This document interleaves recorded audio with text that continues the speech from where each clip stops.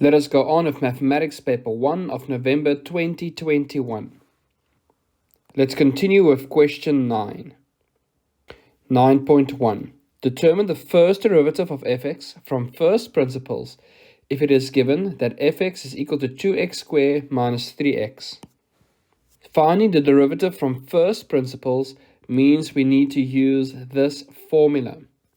What I always prefer to do is to rewrite fx as fx plus h before substituting those expressions into this format.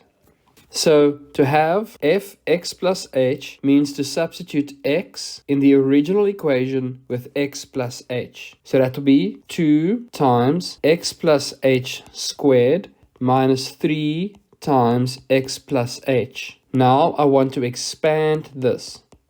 But x plus h squared means x plus h times x plus h.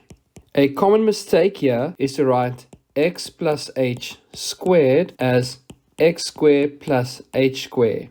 That is why I recommend that we expand the bracket first and then multiply out by foiling in order to avoid that mistake. So when I multiply out, I have 2x squared plus 2hx plus h squared minus 3x minus 3h. And multiplying the 2 into this equation, I have 2x squared plus 4hx plus 2h squared minus 3x minus 3h. Now we have the expression of fx plus h. What I would do next is find fx plus h minus fx. So here we have fx plus h as calculated, and we would subtract fx, which is 2x squared minus 3x. Notice that I'm using brackets to show the subtraction.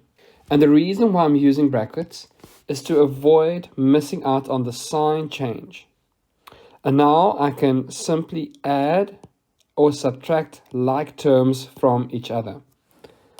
So when I simplify, I have 4hx plus 2h squared minus 3h. So in my next step, I'll replace fx plus h minus fx into our equation. And the reason why I worked out fx plus h and fx plus h minus fx separately is to have a simplified version of the first derivative. Now I cannot substitute h with 0 just yet, because I'm not allowed to divide by 0. So what I'd need to do is take out a common factor of h in the numerator. And that will be h, and in brackets, 4x plus 2h minus 3 over h. Now the h's would cancel out, and I can find the first derivative by replacing h with 0. So therefore, f prime x is equals to 4x minus 3. 9.2.1. Determine dy dx if y is equals to 4x to the power of 5 minus 6x to the power of 4 plus 3x. Now to find dy dx, I simply need to apply the rule of differentiation.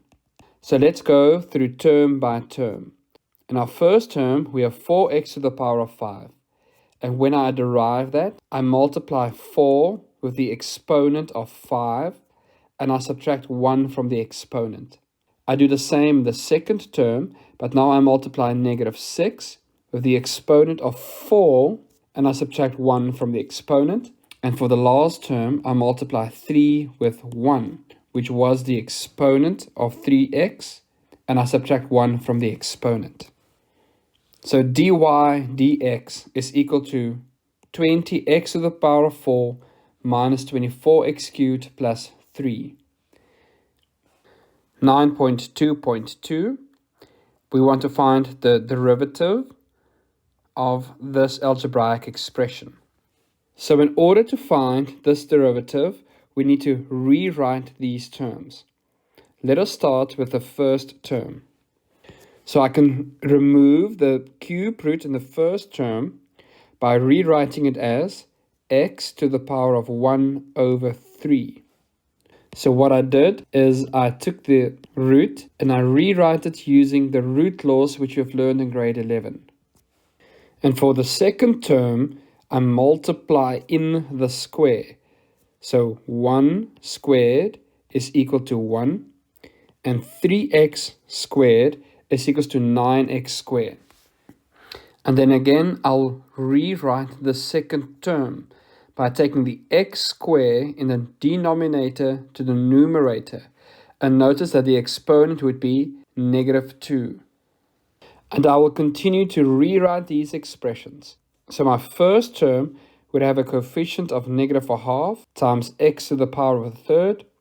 And my second term would have a coefficient of 1 over 9 times x to the power of -2. Next, I'll apply the rule of differentiation by multiplying the coefficients with the exponents and subtracting 1 from each of the exponents.